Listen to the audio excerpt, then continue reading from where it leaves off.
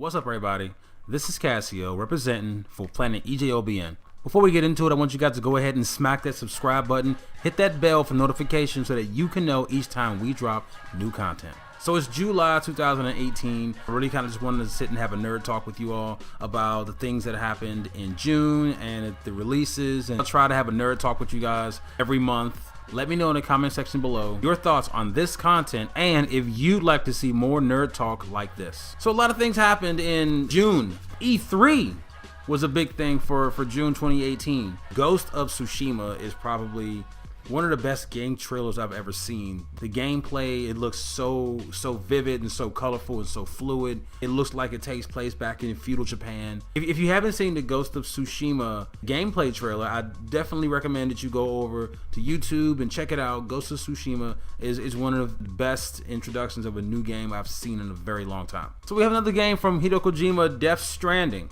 He worked on a project called Silent Hills that apparently didn't really go through completely. Back in 2014, we got a playable trailer called PT. We all kind of felt like this game would get definition to the next horror genre of games. Hideo Kojima was not able to finish the project for whatever reason. I don't recall exactly why the reason was. Now it looks like he has turned his attention on this game, Death Stranding. While the game does not have a lot of things explained about it right now, we're still very enthusiastic, and we're very excited to see what Hideo Kojima finally comes up with this final product for Death Stranding. So Death Stranding was also a really good trailer. So I'm very happy that Hideo Kojima is going his own direction since his departing from Konami.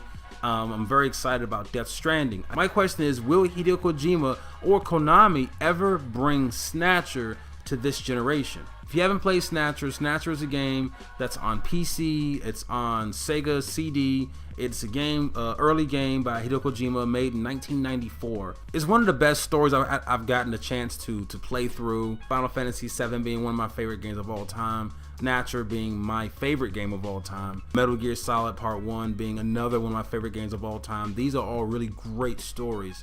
And Snatcher is one of my favorite stories of all time. And I'm just wondering, when are we gonna get an announcement saying that Snatcher's coming back, or we're gonna get a reboot or a remake of Snatcher? So the long-awaited Kingdom Hearts 3 finally got released, and we finally got a trailer for that. A lot of people are ecstatic about Kingdom Hearts 3. Kingdom Hearts was a game that was made by Squaresoft and incorporated Disney characters. So we got a lot of good things out of E3 this year. There's Gears of War 5, Bayonetta 3, Dead or Alive 6, Devil May Cry 5, Halo Infinite, Battletoads. They announced a new Battletoads game. In 2019, we could expect a brand new Battletoads game. It's kind of pretty good that they're bringing back these franchises, you know, that we still love and enjoy, and they're making these reinstallments to these games. So Battletoads for 2019, you know, was a good announcement for E3. So now we got Smash Brothers Infinite. So apparently this is the ultimate Smash Brothers game. It now incorporates and it brings back characters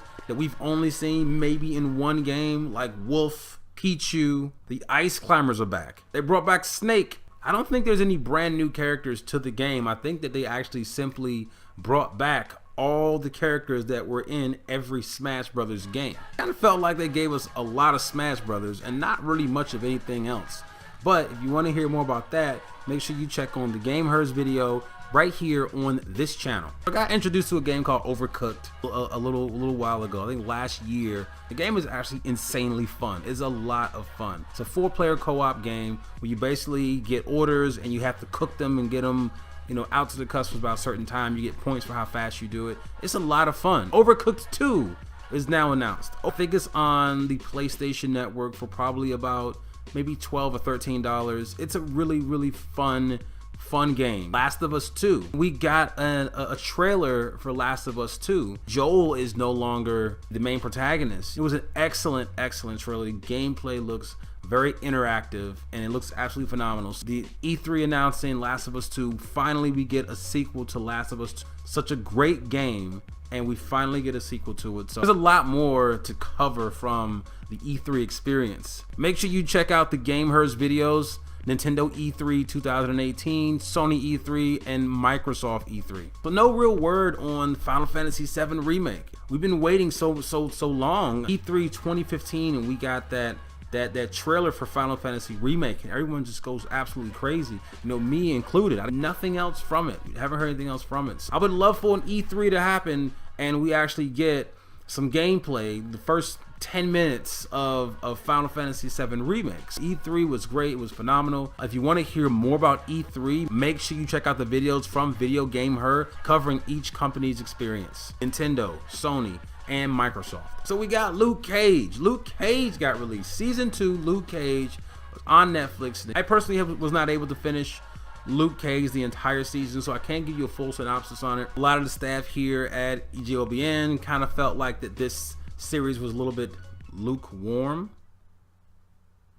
but that's some. There are some of us who absolutely love the Luke Cage series. It has yet to pick up for me. I haven't really made that far into the series as of yet, but we still have a black Marvel superhero here that we can sit and we can watch, and the ties that it has to the black community. Being a black nerd, it's still great to see it. It's still phenomenal to see it. I saw Incredibles 2 just a couple weekends ago. It was so much fun to sit back and enjoy Incredibles 2. This movie kind of more focuses on Elastigirl and Jack Jack. And Mr. Incredible doesn't really get time to shine as much as I would like for him to.